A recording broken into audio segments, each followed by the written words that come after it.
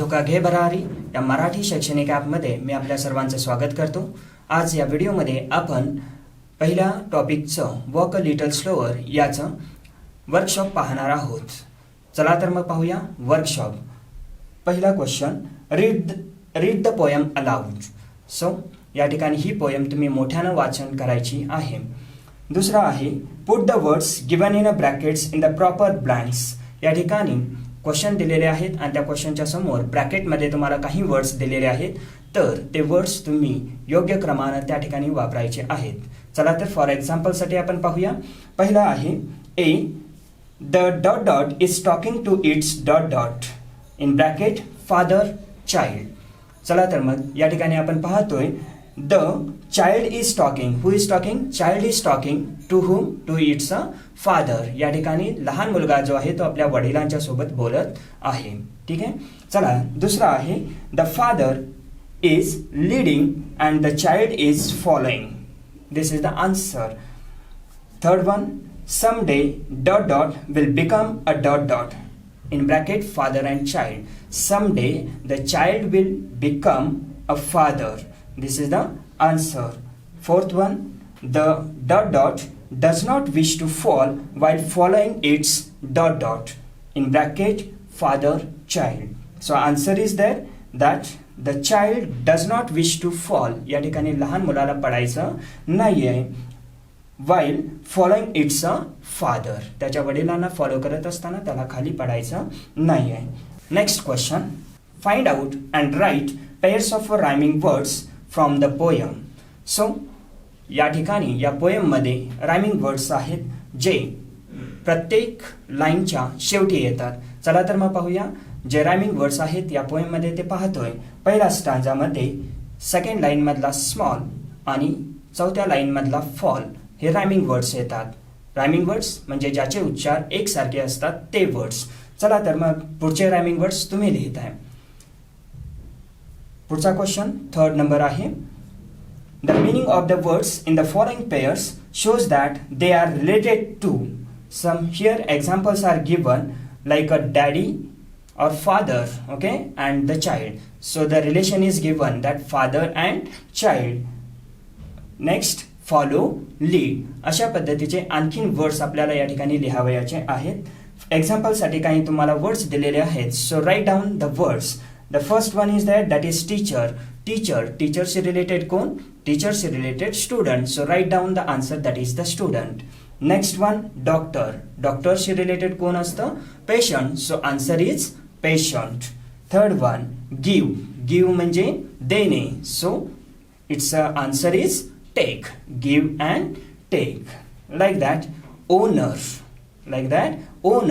and servant.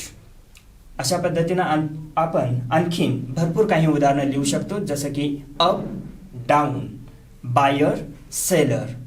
Okay, या पद्धतीनं तुम्ही बाकी इतर जे वर्ड्स आहेत ते स्वतः प्रॅक्टिस करायचे आहेत. चला तर मग याच्या पुढचा जो क्वेश्चन आहे तो आपण पाहणार आहोत. Next question, fourth, the child in the poem requests his father to walk a slower. Here, the poet implies that the child wants to understand his father's action in a better way. The child would like to act the same way, but wants the father to be more understanding towards the child's needs. What is implied in the following lines? So, some lines are given over here. We have to see what does it mean. या ठिकाणी काही lines दिलेले आहेत, तर त्याचं meaning काय ते आपल्याला या ठिकाणी लिहायचं आहे. चला तर पाहूया पहिली लाईन कोणती आहे. The first one line is, sometimes your steps are fast. It means sometimes your steps are fast. It means that the child is there. He does not understand the action, the thoughts which is taken by his father. The child wants to understand. या ठिकाणी त्या मुलाच्या वडिलांनी घेतलेले action, decision जे आहे त्या मुलाला समजलेले नाही आहेत. त्या पद्धतीनं पुढची जी सेंटेन्स आहेत ते तुम्ही कंप्लीट करू शकता. The second one is, sometimes your steps are hard to see. Sometimes your steps are hard to see. Hard to see means the child is unable to understand the action of his father. या ठिकाणी वडिलांनी घेतलेले जे action आहेत ते इतके fast आहेत की त्या मुलाला ते अंडरस्टँड झालेले नाही आहेत. Third one is that I would want to lead just right. I would want to lead just right. मला देखील तुमच्यासारखंच माझ्या मुलाला लीड करावयाचं आहे. So the meaning would be there, the child who is grown up he wants to guide his child in the same way, in the right way as you have guided to me. या ठिकाणी तो मुलगा म्हणतो की तुम्ही ज्या पद्धतीनं मला गाईड कराल त्या पद्धतीनं मी माझ्या मुलाला गाईड करेन. Last one, and know that I was true. So the child is there, the grown-up child is confident about his action, thoughts which he is going to do in the future. Question number 5. Use your own ideas. Frame 3 sentences that shows the continuous tense. चला तर या ठिकाणी आपल्याला continuous tense दाखवणारे वाक्य लिहायचे आहेत.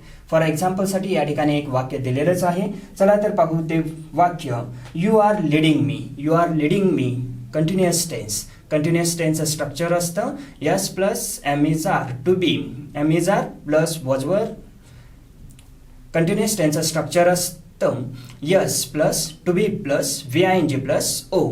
To be म्हणजे am is are was were past टेन्समध्ये वापरतो आणि फ्युचरमध्ये टू बीच्या ठिकाणी आपण बी वापरतो. तर हे स्ट्रक्चर वापरून आपण वाक्य बनवायचं आहे. चला तर फॉर एक्झाम्पलसाठी मी तुम्हाला एक वाक्य सांगतो. He was watching a movie. तो काल मूव्ही पाहत होता, पिक्चर पाहत होता. आणखीन एक एक्झाम्पल तुम्हाला हवं तर देईन. तर he is guiding a student. He is guiding a student म्हणजे तो विद्यार्थ्यांना मार्गदर्शन करत आहे. So these are the example of a continuous tense. Next question 6th number. Using your own ideas frame at least 3 sentences that show future action or the state. या ठिकाणी आपल्याला future action, future tense आपल्याला सांगायचं आहे. So examples are given. Who will want to follow me. हे future टेन्सचं काय आहे, एक वाक्य आहे. आणखीन एक वाक्य दिलेलं आहे when I am all grown up. So this 2 sentences are there that shows the future. So I would like to tell one more sentence example of it. Like that, you have to write many examples in a future tense which state the future action. For example, I will give a table tennis set on your birthday. मी तुला तुझ्या बर्थडेला table tennis set देईन. This is the example of a future tense or the future action. One more example I would like to give you that he will reach at 9:30 AM. तो उद्या he will reach at 9:30 AM.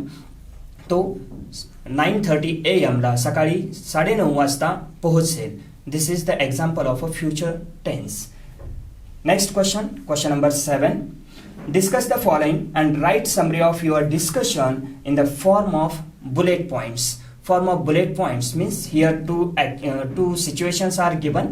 So the students, you have to discuss on this topic and whichever the points comes that you have to write in a point wise, in a point, one by one, step by step. That is called as a bullet points. So the first question is there. चला बघूया पहिला कोणती situation दिलेली आहे. The first one is how are certain ideas, custom, knowledge passed on from one generation to the next generation.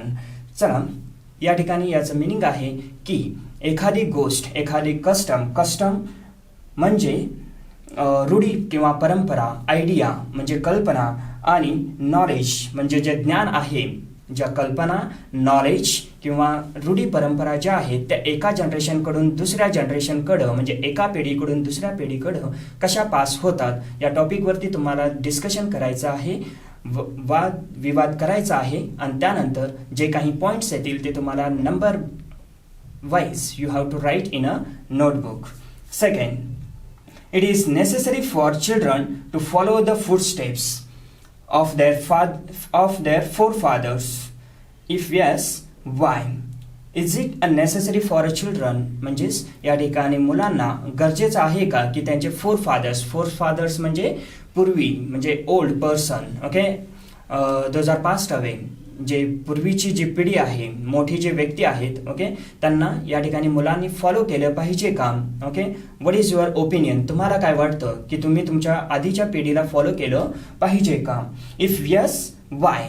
तुम्हाला वाटत असेल की हो, आपण पूर्वीच्या पिढीला फॉलो केलं पाहिजे, तर का केलं पाहिजे ते तुम्हाला या ठिकाणी डिस्कस करून या ठिकाणी पॉइंट वाईज तुम्हाला आन्सर लिहायचं आहे. Why it is sometimes necessary to change the old ways? Why is it sometimes necessary to change the old ways? या ठिकाणी तुमचं मत काय आहे ते देखील तुम्हाला या ठिकाणी मांडायचं आहे. Next question, do you have a role model? तुमच्या लाईफमध्ये असा आदर्श व्यक्ती कोणी आहे का? Do you have a role model? What qualities do you appreciate in your role model? आणि त्या आदर्श व्यक्तीमध्ये कोणत्या चांगल्या क्वालिटीज असल्या पाहिजेत असं तुमचं एक्सपेक्टेशन आहे ते या ठिकाणी तुम्ही लिहायचं आहे. Next one, think of an occasion when you did not like the decision और action of your family members but realize later on that they were right. Okay, तुमच्या लाईफमध्ये अशी एखादी घटना घडलेली असते ज्या ठिकाणी तुमचे पॅरेंट्स, तुमचे आई वडील कोणता तरी डिसिजन घेतात, पण सुरुवातीला तो तुम्हाला आवडत नाही. नंतर तुम्हाला थोडा विचार केल्यानंतर वाटतं की त्यांनी जो डिसिजन घेतला तो राईट होता. असा एखादा इन्सिडेंट, ऑकेजन, घटना जर तुम्हाला आठवत असेल तर तुम्ही या ठिकाणी लिहायची आहे. 5-10 वाक्यामध्ये ती जी समरी आहे, जे इन्सिडेंट आहे, इव्हेंट आहे, तो तुम्हाला लिहायचा आहे. And last one question, within 2 minutes write as many as phrases or the sentences as you can using a little. या ठिकाणी एक तुम्हाला डायग्राम दिलेला आहे, त्या डायग्राममध्ये काही वर्ड्स तुम्हाला दिलेले आहेत. तर अ लिटल ही फ्रेज वापरून तुम्हाला त्या ठिकाणी स्वतःचे वर्ड्स तुम्हाला तयार करायचे आहेत. For example, I would like to have a little rice, म्हणजे मला थोडासा राईस घ्यायला आवडेल. तसं याच ठिकाणी दिलेले जे एक्झाम्पल आहेत ते वापरून देखील तुम्ही सेंटेन्स तयार करू शकता. For example, a little letter म्हणजे थोड्या वेळानंतर, अ लिटल हायर म्हणजे थोडंसं उंच. So like that you make a sentences with the help of this the diagram which is given in your text book. तुमच्या बुकमध्ये दिलेला जो डायग्राम आहे तो वापरून तुम्ही ही ॲक्टिव्हिटी कंप्लीट करायची आहे.